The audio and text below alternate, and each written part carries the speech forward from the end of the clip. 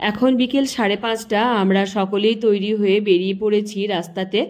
এখন অটো আসার অপেক্ষা করছি আমরা কিন্তু সকলেই দাঁড়িয়ে দাঁড়িয়ে। আমরা এখন যাব কিন্তু এখানে চেন্নাইয়ের যে সি বিচ দুটো আছে, মেরিনা বিচ আর লাইট হাউস বিচ, তারই মধ্যে একটিতে ঘুরতে যাব। এখানে যতই ডাক্তার দেখাতে এসেছি কিন্তু সর্বক্ষণ তো আর হসপিটালে বা রুমের মধ্যে বসে থাকতে কারোরই ভালো লাগে না।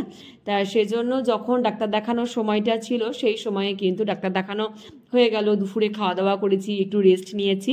তারপরে বিকেলবেলাতে এখন কি সারাক্ষণ কি আর ঘরে বসে থাকলে বাচ্চাদেরও ভালো লাগবে না, নিজেদেরও ভালো লাগবে না। সেজন্য সকলে মিলেই এখন যাচ্ছি একটু সমুদ্রের ধারটা দিয়ে একটু ঘুরতে। দুটো অটো ফোন করা হয়েছিল, সেই অটো দুটো চলে এসেছে। তিনজন তিনজন করে কিন্তু এক একটি অটোতে বসে এখন যাচ্ছি সমুদ্রের ধারে। তো ডাক্তার দেখানো তো সকালে হয়েই গেছে, তো এখন রিপোর্ট করতে দিয়েছে, রিপোর্ট তো 2 দিন পরে দেবে। তো যাই হোক, আমরা কিন্তু পৌঁছে গেছি আমরা চেন্নাইয়ের লাইট হাউস বিচে।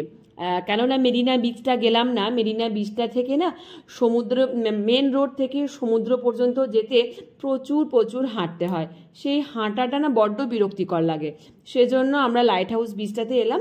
মেন রোড থেকে সমুদ্রটা খুব বেশি দূর হাঁটতে না হলেও অল্প কিছুটা হাঁটলেই কিন্তু সমুদ্রের স্পর্শ পাওয়া যায়। সেজন্য লাইট হাউস বিচটাতেই এসে আমরা কিন্তু এখন বালির উপর দিয়ে হেঁটে যাচ্ছিলাম। হঠাৎ দেখি একটা কিন্তু এরোপ্লেনের আওয়াজ। ঠিক ঘাট তুলেই দেখতে না দেখতেই দেখি হ্যাঁ, এটা কিন্তু চেন্নাই এয়ারপোর্টেই ল্যান্ড করবে, সেটাই মনে হচ্ছিল। তো যাই হোক, সেটাকেই কিন্তু আমি বাচ্চা ছেলেদের মতন হাঁ করে আকাশের দিকে তাকিয়ে তাকিয়ে এরোপ্লেনটা দেখছিলাম।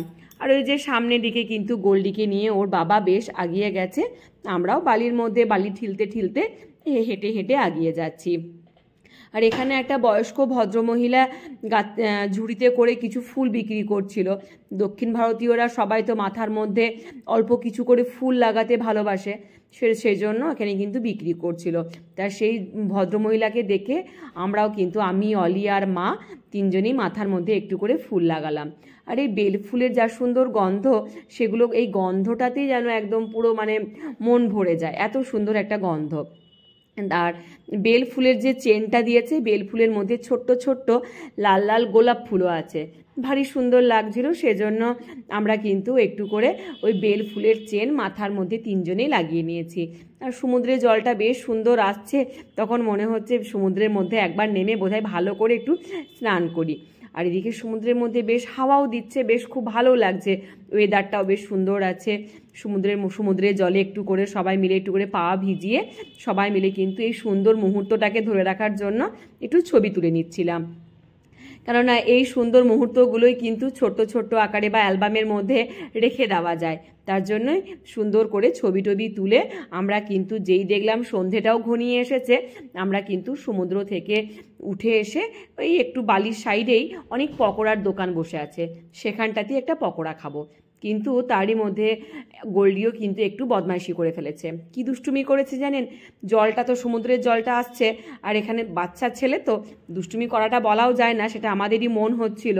ব্যাস জলের মধ্যে ঝপাত করে লাফিয়েছে আর জলে পড়ে গেছে, জামা প্যান্ট তো সবই ভিজে গেছে। তা আমার কাছে 2 চাপড় খেয়েছে মা সঙ্গে সঙ্গে ওকে টানতে টানতে নিয়ে একটু আগিয়ে চলে গেল। সামনেই একটা পকোড়ার দোকান, সেখানে দেখুন কি সুন্দর বড় বড় লঙ্কাগুলো ঝুলছে মোটা মোটা। আর এই লঙ্কাগুলো তো একদমই ঝাল হয় না, তাই কিন্তু এই লঙ্কার পকোড়া করে বেশ খেতে ভালো লাগে। তার জন্য আমরা কিন্তু 1 প্লেট লঙ্কার পকোড়াই অর্ডার দিয়েছি। সেই লঙ্কাগুলোকেই কিন্তু বেসনের মধ্যে চুবিয়ে তেলের মধ্যে এখন ভাজা হচ্ছে। তারপরে কিন্তু আমাদেরকে এখানে সস আর চাটনি দিয়ে 1 প্লেট লঙ্কার পকোড়া দিয়ে দিয়েছে। যেহেতু এটা ঝাল নেই বলে বাচ্চারাও কিন্তু বেশ ভালোভাবে খেতে পারে। একটা ক্যাপসিকামের মতন একটা বেশ ঝাঁঝালো সেন্ট আছে, কিন্তু ঝাল নয়। এখানে আমি, মা, অলি আর অলির বাবা 4 জনেই এই লঙ্কার পকোড়া খাচ্ছিলাম। আর বাবা তো বাইরের কোনো খাবারই খাওয়া যাবে না বাবার এখন, কারণ বাবা তো শরীরটা খুব একটা ভালো নেই। আর গোল্ডিকে একটা স্প্রিং পটাটো রোল কিনে দেওয়া হয়েছিল, দিয়ে আমরা কিন্তু সবাই মিলে এরকমভাবেই কিন্তু খাওয়া দাওয়া করছিলাম একটু পকোড়া। লঙ্কার পকোড়া খেয়ে নেওয়ার পরে একটা ফুলকপির পকোড়ার প্লেটও অর্ডার দিয়েছিলাম 1 প্লেট, সেটাও সস আর মিউনিজের সাথে 1 প্লেট আমাদেরকে কিন্তু দিয়ে দিয়েছিল। ব্যাস এটা খেয়ে দিয়ে তখন দেখলাম সন্ধে কিন্তু বেশ ঘনিয়ে এসেছে। আমরাও কিন্তু মানে এবারে রুমে ফেরার দিকে মানে বাড়ি ফেরার দিকে হাঁটা দিলাম।